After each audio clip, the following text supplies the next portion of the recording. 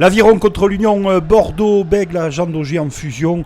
Un des beaucoup de la journée, mais les Bayonnais se font cueillir à la 15e minute de jeu avec cette superbe passe dans l'intervalle de Jalibert pour Buros, premier essai de la partie. Et là, le molle de la journée de top 14, la puissance, apprécier le travail des Bayonnais avec Bosch qui guide le camion. Et les trois quarts vont s'y mêler pour cet essai de Bosch qui va arriver. Sublime exercice maîtrisé par les Bayonnais. Ça va avoir le mérite de les déchaîner dans ce match. Et la grande classe de Camille Lopez pour Marchoua avec cette diagonale magnifique au pied. Les Bayonnais vont tenir jusqu'au bout et enchaîner leur deuxième victoire, bien que l'Union Bordeaux-Bègles de Christophe Urios ait réagi avec cet essai de Geoffrey Cross. Deuxième victoire à domicile pour Bayonne. Troisième défaite dans le championnat pour les Bordelot-Béglés.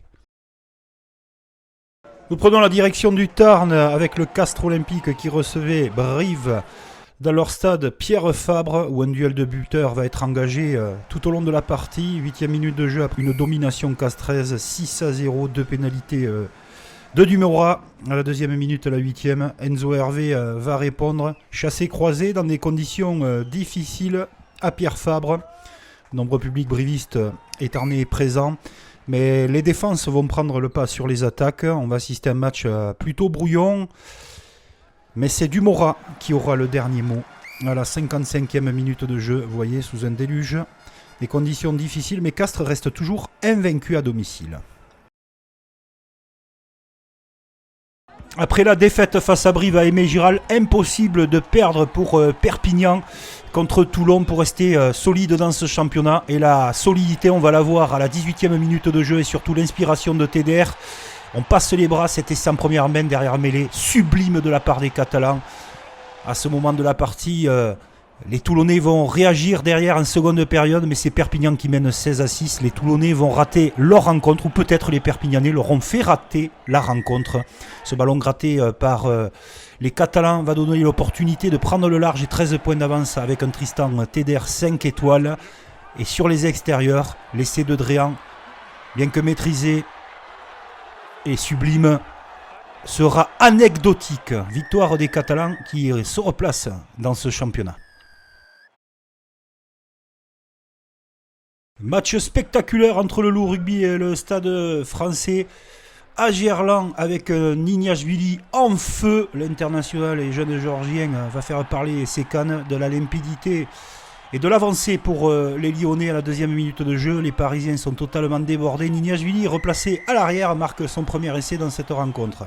Ça continue toujours avec la percée de Tao Fifenoa à hauteur. On retrouve Smith qui va se proposer dans l'intervalle. Les Parisiens vont avoir le mérite de ne jamais baisser la garde dans ce match. Pas loin de réaliser l'exploit avec cet essai dans un trou de souris. Regardez, tac, il va prendre le ballon rapidement. All, c'est fait, c'est validé par monsieur l'arbitre. Toujours de la superbe avec des ballons joués rapidement de la part des Lyonnais. Une rencontre spectaculaire qui va arriver. Intérieur Nignashvili avec ses pattes. Ce joueur est incroyable et marque le début du top 14. Révélation la saison dernière. Paris, je vous le disais, jusqu'au bout. Et c'est bien dommage. La transformation ne leur donnera pas le bonus défensif. Victoire des Lyonnais. Ce molle pénétrant de Peyre Blanc. Dernière seconde, les Parisiennes ne pourront pas ramener un point de bonus qui aurait été totalement mérité. La suite avec Montpellier, le champion de France qui recevait la section paloise. Et dans ce match, Dakunuvaka va faire parler sa puissance et les Montpelliérains les passent avec Boutier qui va retrouver son centre sur les extérieurs, qui va avoir l'intelligence de revenir inter pour Boutier et les passes au contact après contact pour Léo Colli, l'ancien Montois qui marque le premier essai de Montpellier.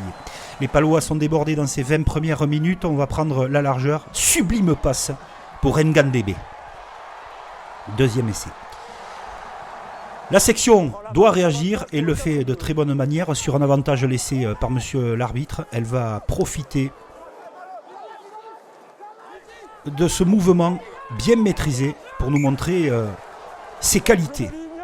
Ballon toujours sur les extérieurs et Montpellier forçant Dakunuvaka 2 essais coup sur coup et Montpellier déroule. Il n'y a plus qu'une équipe sur le terrain. Un Ratez explosif va se joindre à la fête pour un nouvel essai montpelliérain. Et dans les derniers instants de la rencontre, Pau va relever la tête avec le surpuissant Jordan Joseph.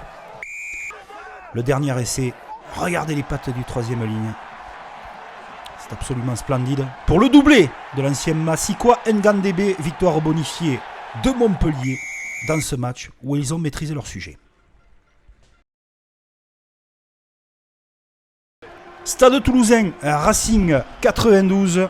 Ouais, c'est la grande affiche avec le premier essai de Meafoua sur une combinaison dont les Toulousains ont le secret. Et après ça continue toujours avec l'animation autour d'Antoine Dupont. Et l'essai de Lebel. La chance ne sourit qu'aux audacieux, mais il est là Lebel avec l'interception loupée.